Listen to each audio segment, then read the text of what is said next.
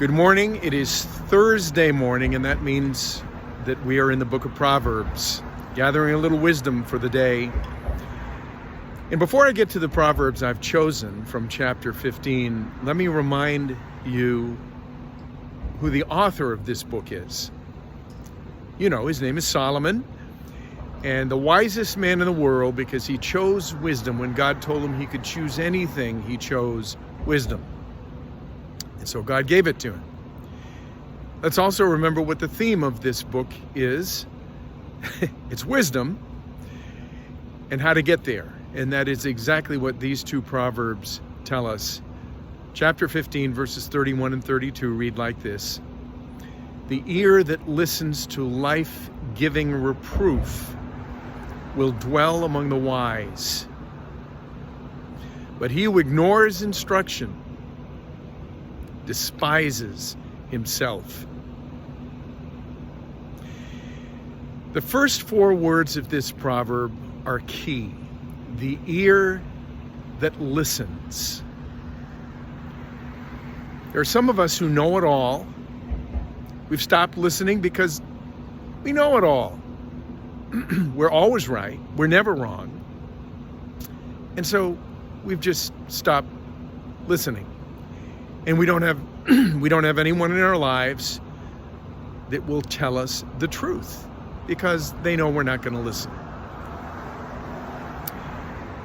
And so we stop listening.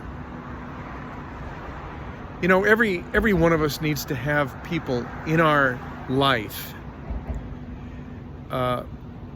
who have the courage and who have permission from us to approach us and to tell us that we are wrong. But some of us have stopped listening to people like that because, well, we know it all, and it's too painful.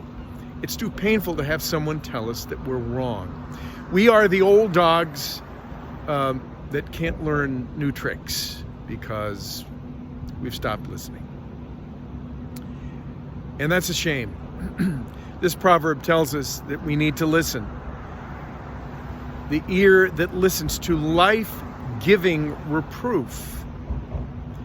That's more than constructive criticism. Constructive criticism is when someone comes up to you and dares to say, you know, I got some advice for you that could help. You might want to listen to it. I'm just trying to be helpful here. That's constructive criticism. And it's good when we listen to constructive criticism. But we're talking here about life-giving reproof. Listening to someone, and it may be a matter of life and death. Listening to someone who comes up to us, puts their finger in our face and says, you are wrong. It's much more comfortable to live in a world where we're always right and we've stopped listening. But it's a world and a path that could lead to destruction. We need to have people in our world who have the courage and our permission to come and tell us that we are wrong. King David was, of course, Solomon's dad. And he was a great king, a man after God's own heart, but he had his moments, and there was a time in his life when he had stopped listening. You know, I suppose that's possible with kings who are absolutely in control, are the source of all authority, and they insulate themselves from people who tell them that they're wrong. And that happened to King David when he was up on his roof of his palace one day. His men were at war, and he was home alone, and he saw a beautiful woman bathing, and he called that woman over, had relations with her, and that started him down the path of sin.